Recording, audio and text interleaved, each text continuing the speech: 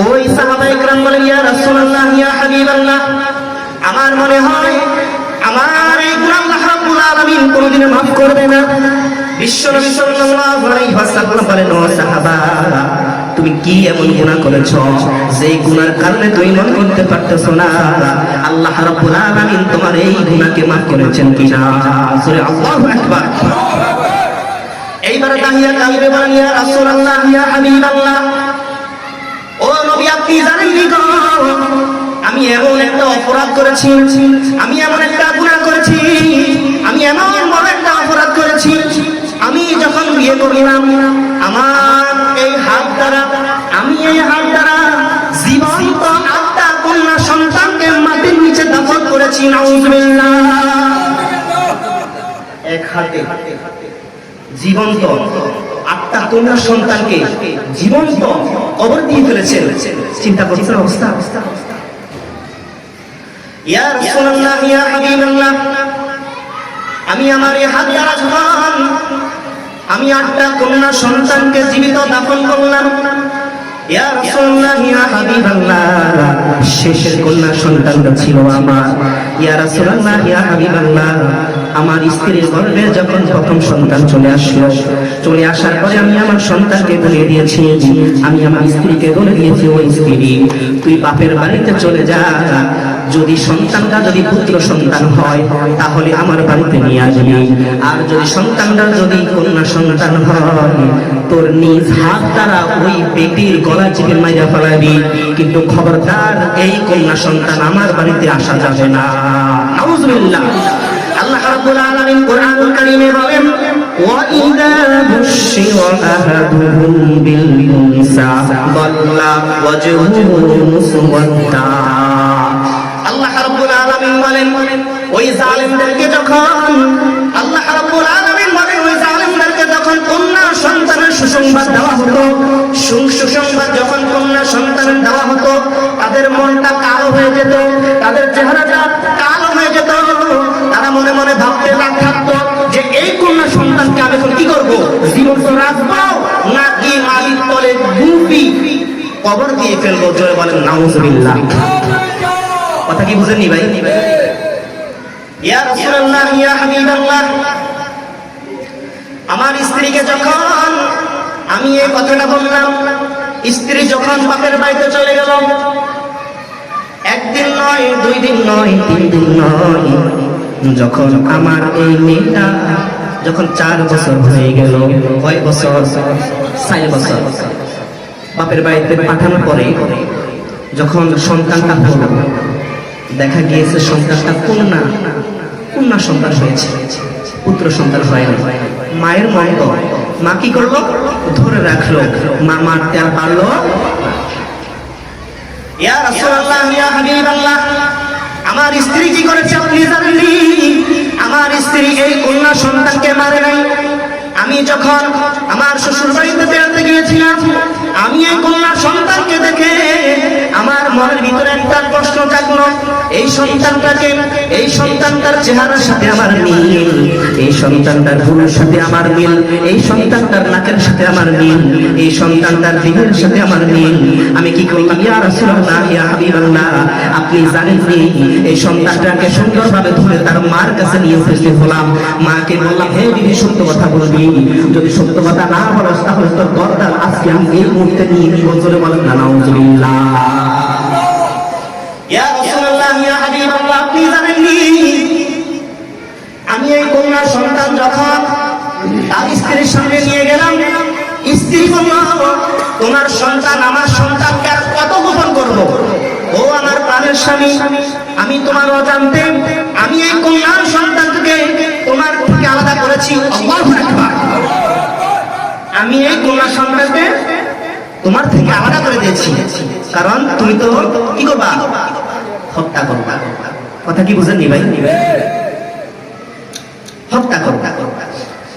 ইয়া রাসূলুল্লাহ, ইয়া হাবিবাল্লাহ, যখন আমার স্ত্রী এই কথাটা আমাকে বলল, আমার মনের ভিতরে এমন গুসা হলো, আমি এমন ক্ষোভ করলাম, কিন্তু আমি আমার স্ত্রীকে বুঝতে দিলাম না, আমার কন্যা সন্তানকে বুঝতে দিলাম না।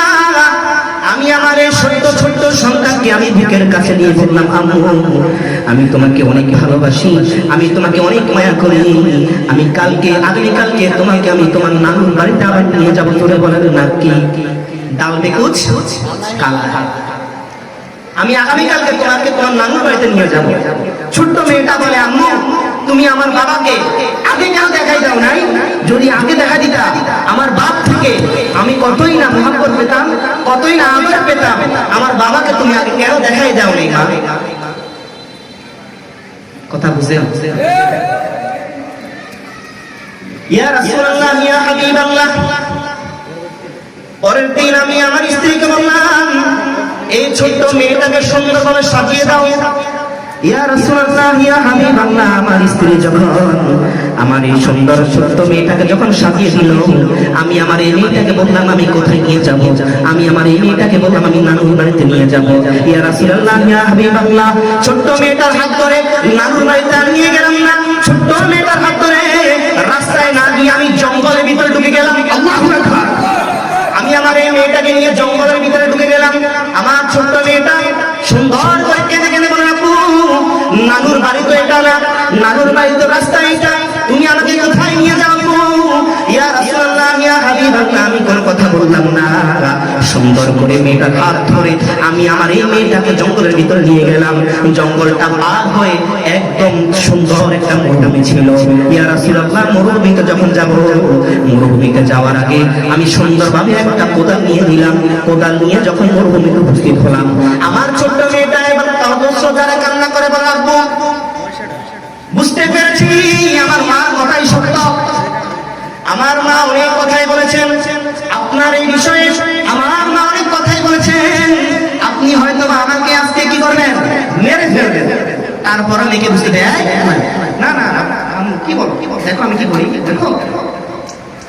ইয়া রাসূলুল্লাহ, ইয়া হাবিবাল্লাহ, আমি যখন এই কুলাম দিয়ে সুন্দরভাবে গর্ত করতে লাগলাম, গর্ত করতে করতে যখন গর্ত করতে লাগলাম, গর্ত করতে করতে গর্তের কিছু মাটি আমার ভারীর ভিতরে ঢুকে গেল।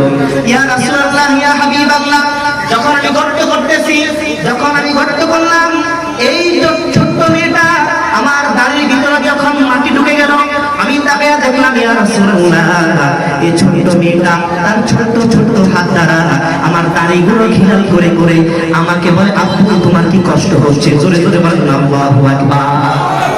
ছোট্ট মেয়েটা বলে, আব্বু তোমার কি কষ্ট হচ্ছে? ইয়া রাসূলুল্লাহ, ইয়া হাবিবাল্লাহ, আমার কখনো মায়া হয় না, আমার কখনো দয়া হয় না। কোদাল মারতে মারতে যখন শরীর থেকে গানগুলো বের হতে শুরু করলো, ইয়া রাসূলুল্লাহ, ইয়া হাবিবাল্লাহ, আমি আমার এই ছোট্ট মেয়েটাকে তারপর বুঝতে চাই নাই, আমি আমার মেয়েকে জীবন্ত কবর দিয়ে ফেলবো। জোরে বলেন না নাউযুবিল্লাহ। বুঝতে দেই নাই যে আজকে আমি আমার মেয়েকে জীবন্ত কবর দিয়ে ফেলবো। ইয়া রাসূলুল্লাহ, ইয়া হাবিবাল্লাহ, আপনি জানেন যখন গর্তটা করলাম, গর্ত করতে করতে যখন আমার শরীর থেকে গাম বের হতে শুরু করলো, এই ছোট্ট মেয়েটাকে দেখলাম ছোট্ট ছোট্ট হাত দ্বারা আমার শরীর থেকে গামগুলো মুছে দিল।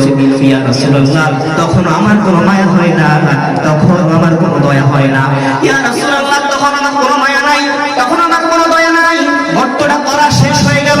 আমি ছোট্ট মেয়েটাকে বললাম, আম্মু দেখো তো গর্তটা কেমন। গর্তটা কেমন দেখেছেন? যখন এই কথা বললাম, আমার মেয়ে যখন গর্তের সামনে আসলো, ইয়া রাসূলুল্লাহ, এক ধাক্কা দিয়ে আমি আমার মেয়েকে ওই গর্তের ভিতরে ফেলে দিলাম। জোরে বলেন না আল্লাহু আকবার।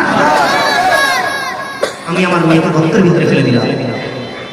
ইয়া রাসূলুল্লাহ, আপনি জানেন মেয়েটা বলে, আব্বু আমি যদি তোমার মেয়ে হয়ে যদি তোমার কলঙ্ক হয়, আল্লাহর জাতের কসম করে বলছি, আমি লোক সমাজে বলবো না যে দাহিয়া কালবি নামে আমার একজন বাপ ছিল। আমি বলবো না কাউকে যে দাহিয়া কালবি নামে আমার একজন বাপ ছিল। বলবো না, আব্বু আমাকে ছেড়ে দাও, মেরো না। ইয়া রাসূলুল্লাহ, তখন আমার কোনো দয়া হয় নাই, মায়া হয় নাই। ছোট্ট করে একটা ধাক্কা দিয়ে দিলাম।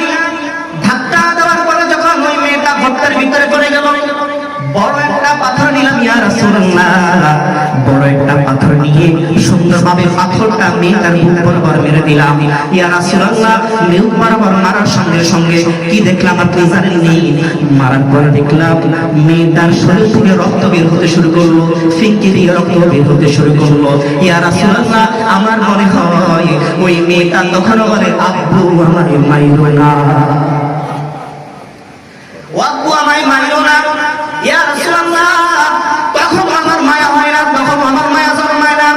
যখন সুন্দরভাবে যখন আমি আমার এই মেয়েটাকে সুন্দর করে যখন গর্তের ভিতরে ঢুকে দিলাম, যখন মাটি চাপা দিয়ে চলে আসবো, ইয়া রাসূলুল্লাহ, ইয়া হাবিবাল্লাহ, যখন আমি বাড়িতে গেছি, যখন ভাত খাবো, ইয়া রাসূলুল্লাহ, এই সময় আমার একটু মায়া লাগে। সুবহানাল্লাহ। কিন্তু মেয়ে তো শেষ, মেয়ে কি এখন মায়া লাগার কাজ হবে? যখন মায়া লাগা তখন লাগে না, যখন ইবাদত করার সময় তখন ইবাদত করি না। মরে গেলে আয় হায় গেছি, ইবাদত করার তো সময় লাগবে না, হইল না, তখন আমার মায়া লাগে। এই কথা শুনে বিশ্বনবী সাল্লাল্লাহু আলাইহি ওয়াসাল্লাম বলেন, হে দাহিয়া কালবি, শুনো তোমাকে একটা কথা বলি, আল্লাহর যদি আইন যদি তুমি না মানতা, তুমি যদি ইসলাম গ্রহণ না করতা, কাল কিয়ামতের ময়দানে আল্লাহর কাঠ ধরার সর্বপ্রথম আমি তোমাকে দাঁড় করতাম। ধরে বলেন আল্লাহু আকবার। কিয়ামতের ময়দানে তোমাকে সর্বপ্রথম আমি দাঁড় করতাম। বিশ্বনবী সাল্লাল্লাহু আলাইহি ওয়াসাল্লামকে ডেকে বলেন, আজ থেকে যদি কোন পরিবারের ভিতরে একটা কন্যা সন্তান জন্ম হয়, যে ব্যক্তি এই কন্যা সন্তানকে সুন্দরভাবে লালন পালন করে বড় করবে, আমি বিশ্বনবী কথা দিলাম, তার জন্য একটা জান্নাত, তার জন্য একটা জান্নাত, তার জন্য একটা জান্নাত। যে ঘরে দুইটা কন্যা সন্তান, তার ঘরে দুইটা জান্নাত। জোরে বলেন সুবহানাল্লাহ। এবং বিশ্বনবী সাল্লাল্লাহু আলাইহি ওয়াসাল্লাম বলেছেন চারটা আমল। শুনতে বলেছি কয়টা? কয়টা? সুনানে আহমদের 4307 নম্বর হাদিস, চারটা আমল।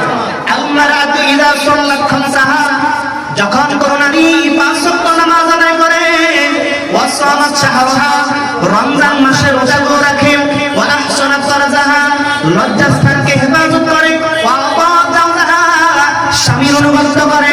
বিশ্বনবী সাল্লাল্লাহু আলাইহি ওয়াসাল্লাম বলেন, ওই নারী আর দুনিয়াবি নারী থাকে না, ওই নারী হয়ে যায় জান্নাতি নারী। জোরে জোরে বলেন না সুবহানাল্লাহ।